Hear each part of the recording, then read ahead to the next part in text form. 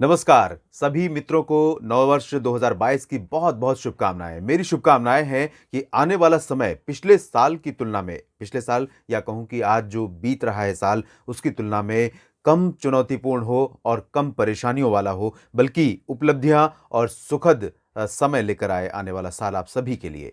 और अब हम जानेंगे 1 जनवरी 2022 के दिन कैसा रहेगा पूरे भारत में मौसम का मिजाज। एक नया डब्ल्यूडी उत्तर भारत में दस्तक देने वाला है। हालांकि ये अपेक्षाकृत कमजोर होगा, जिससे मैदानी इलाकों पर ज्यादा बदलाव मौसम में नहीं दिखेगा। पर्वतीय इलाकों पर बादल थोड़ा बढ़ सकते हैं, कश्मीर से लेकर उत्तराखंड तक, लेकिन मैदानी हिस्सों में ज्यादा परिवर्तन बादलों के रूप में नहीं होगा। मैदानी इलाकों में आप राजस्थान और आसपास के हिस्सों पर देख सकते हैं थोड़ा सा मॉइस्चर जरूर आ रहा है पाकिस्तान के दक्षिणी भागों पर बने सिस्टम के चलते, लेकिन इन बादलों से बारिश की संभावनाएं फिलहाल नहीं है। इधर दक्षिणी क्षेत्रों में अगर हम देखें तो श्रीलंका और इसके आसपास के भागों पर एक सर्कुलेशन बना हुआ है और पूर्वोत्तर भारत के राज्यों पर भी बादल पश्चिमी विक्षोभ के चलते ही यहां पर पहुंच रहे हैं। और इन स्थितियों के बीच में अगले 24 घंटों के दौरान किस तरह का मौसम रहेगा, आइए जानते हैं। डब्ल्यूडी के चलते जो उत्तर भारत में पहुंच रहा है, इसके चलते गिलगित बाल्तिस्तान, मुजफ्फराबाद और श्रीनगर, गुलमर्ग, कुलगाम, पहलगाम, काजीगुंड समेत जो उत्तरी इलाके हैं जम्मू कश्मीर के, इन भागों में कुछ स्थानों पर वर्षा और बर्फबारी होने की संभावनाएं हैं। 1 जनवरी 2022 के दिन, साल के पहले दिन, नई शुरुआत पर मौसम में इस तरह का बदलाव रहेगा। लेकिन अगर हम आगे बढ़ेंगे हिमाचल प्रदेश और उत्तराखंड, लद्दाख की तरफ, तो यहां पर कोई ज्यादा परिवर्तन फिलहाल मौसम में संभावित नहीं है अगले 24 घंटों के दौरान। हिमाचल प्रदेश के उत्तरी वाले इलाके, जो उत्तरी इलाके हैं जिसमें लाहौल स्पीति और आसपास के हिस्से शामिल हैं, कुल्लू मनाली, इन भागों में कुछ स्थानों पर जरूर मौसमी सक्रियता देखने को मिल सकती है। धर्मशाला से लेकर शिमला, चंबा, ऊना और हमीरपुर समेत जो दक्षिणी हिस्से हैं, इन भागों में बादल छा सकते हैं, लेकिन बारिश या हिमपात होने की संभावनाएं 1 जनवरी 2022 को फिलहाल नहीं है। उत्तराखंड में कुछ स्थानों पर आंशिक बादल दिख सकते हैं, बारिश के आसार यहां पर नहीं है। लद्दाख में भी बारिश की संभावनाएं फिलहाल नहीं है, बादल जरूर यहां पर थोड़े बहुत दिख सकते हैं। पंजाब, हरियाणा, दिल्ली और उत्तर प्रदेश, राजस्थान, ये प्लेन्स के मेजर स्टेट्स हैं, मेजर लोकेशंस हैं। और इन जगहों पर, इन सभी राज्यों में लगातार अब उत्तरी और उत्तर पश्चिमी दिशा की ठंडी हवाओं का प्रकोप बढ़ता जा रहा है। दिल्ली और हरियाणा, राजस्थान, पंजाब में तापमान पहले ही गिर चुका है। वेस्ट उत्तर प्रदेश में भी तापमान में गिरावट हो चुकी है। लेकिन अब अनुमान यह है कि पश्चिमी हवाएं लगातार माफ कीजिएगा, पश्चिमी हवाएं लगातार पूर्वी उत्तर प्रदेश होते हुए इंडो गैंगेटिक प्लेन्स में पहुंचने शुरू हो चुकी हैं, यानी कि बिहार, झारखंड, पश्चिम बंगाल, इन सभी भागों में ये हवाएं पहुंचने लगी हैं। तो अब पूरा Indo Gangetic plains including north east plains, ये जो रीजन है, इन भागों में तापमान में गिरावट होगी। इसके अलावा मध्य प्रदेश का हिस्सा भी प्रभावित होगा, राजस्थान का पूरा हिस्सा प्रभावित होगा, गुजरात में भी पारा गिरेगा। और इसके लिए सिर्फ और सिर्फ जिम्मेदार हैं उत्तरी दिशा की चलने वाली ठंडी ठंडी शुष्क हवाएं।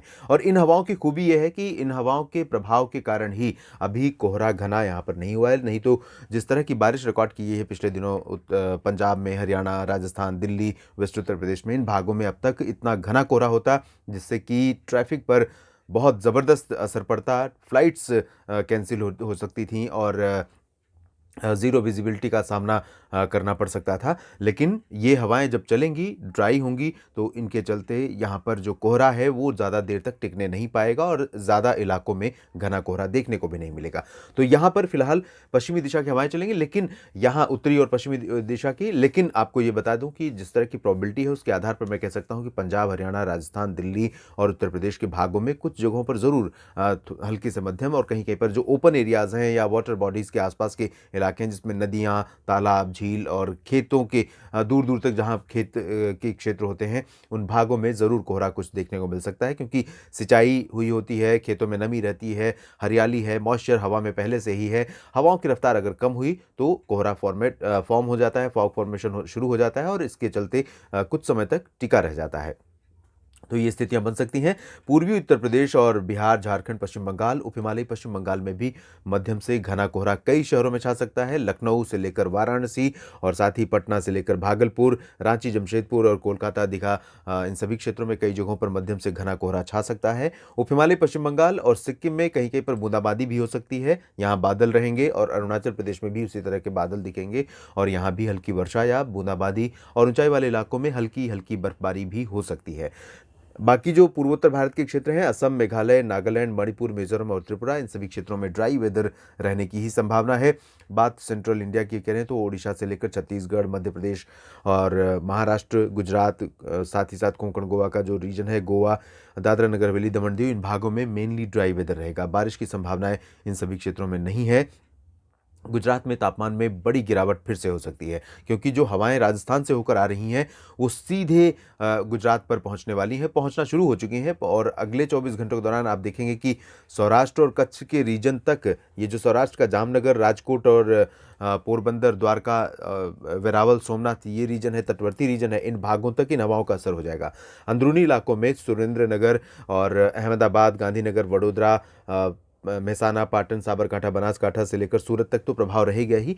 तटवर्ती रीजन्स पर भी प्रभाव दिखेगा। कच्छ में भी तापमान में बड़ी गिरावट हो सकती है। कोल्ड वेव कंडीशन यहाँ पर बहुत ज़्यादा प्रभावी हो सकती है, तो आप सतर्क रहिए, सर्दी का सामना करना पड़ेगा आपको। और मध्य प्रदेश में भी ऐसी ही स्थितियाँ रहेंगी। तापमान में तेज़ी से गिरावट शुरू हो चुकी है। ग्वालियर से लेकर भोपाल, विदिशा, अशोकनगर, उज्जैन, इंदौर, रतलाम, धार, मंदसौर, खरगोन समेत ये जो पश्चिमी हिस्सा है और पूर्वी इलाकों में जबलपुर, मांडला, बालाघाट, सागर, सतना, टीकमगढ़, खजुराहो, इन सभी भागों में भी तापमान में गिरावट होगी।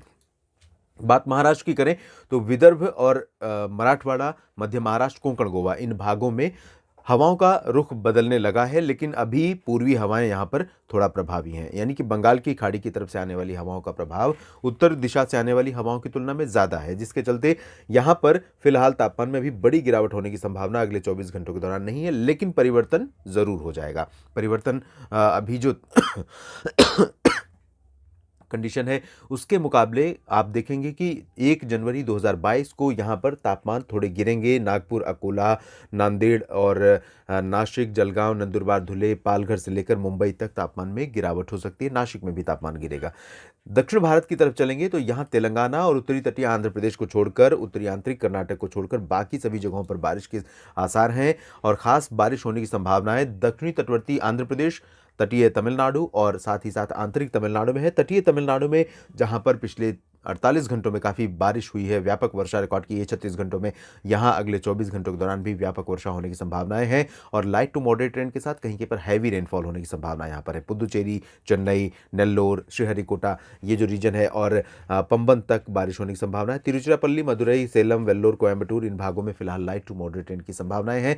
केरल, दक्षिणी आंतरिक कर्नाटक, रायलसीमा के भी कुछ इलाकों में बारिश हो सकती है। लक्षद्वीप में भी वर्षा होने की संभावना है और अंडमान व निकोबार द्वीप समूह में फिलहाल दक्षिणी हिस्सों में थोड़ी बहुत बारिश होगी। बाकी जगहों पर मौसम मेनली ड्राई बना रहेगा। देश भर के मौसम पूर्वानुमान के इस बुलेटिन में अभी इतना ही। धन्यवाद।